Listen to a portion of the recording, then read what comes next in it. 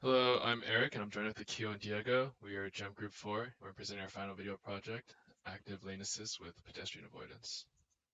So the goal of our project was to design a vision-only based system that could autonomously guide the gem car through the highway track, but we also wanted to make sure we could avoid obstacles such as pedestrians. So the purpose of this was we can extend active lane assist functions, which are pretty popular among cars nowadays for highways. But we want to extend this to local roads that had sharp turns, uncurved lanes, and pedestrian traffic. So here's a general pipeline. You can see that we take the image from our Z camera and then we feed that through a lane detection algorithm that gives us a fitted lane estimation. We also feed that same image through a pedestrian detection model, which gives us the bounded output that tells us where humans are detected. We take those two, feed it through a waypoint generator, and that gives us the steering angle, which we give to the pure pursuit controller, which then operates our car. So for lane detection, we extended the capabilities from MP1. Some of these extensions consist of generating lanes when one becomes out of view. So we'd take the polyfit of the line that was existing and basically shift it over to create an imaginary lane. We also had to make sure that the singular lane that we detected was on the correct side, since sometimes the lane may be detected as the wrong side if they could only see one. And then we also prevented issues such as the fitted lines converging together, which was another popular issue, especially on turns. So here's a demo of the lane detect. You can see we lost a lane there, and once we get it back, we fit onto the lane again.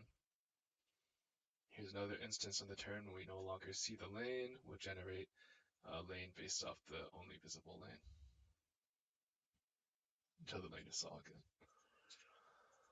So Diego will talk about pedestrian detection next. The pedestrian detection model was based off the YOLO v5 architecture and its pre-trained weights. So what this did was it extracted bounding boxes for the objects identified in the frame. It was identified as a human class with a confidence threshold. And in those bounding boxes, there was a point at the bottommost center where it would be checked whether if it was in an unsafe region or not. And if it was in the unsafe region, a flag would be raised and then the vehicle would stop before hitting the pedestrian. So here we see the video demonstrating this where pedestrian is in frame, and once it's in the unsafe region, it goes from false to true. So then these two were then combined into our waypoint generation. We would take two waypoints along the center between our previously two fitted lanes.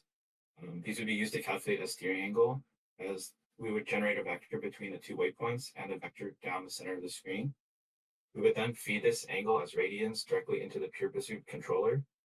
This meant that our pure pursuit controller was modified to directly take steering angles as inputs instead of waypoints.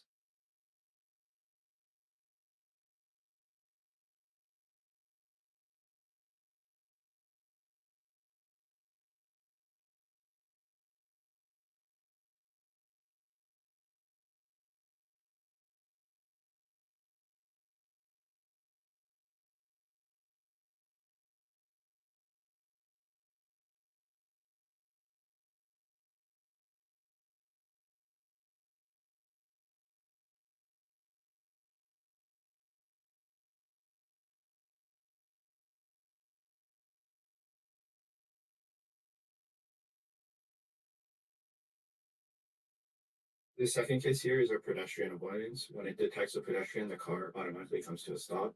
And once the pedestrian leaves the region of interest, the car will begin moving again.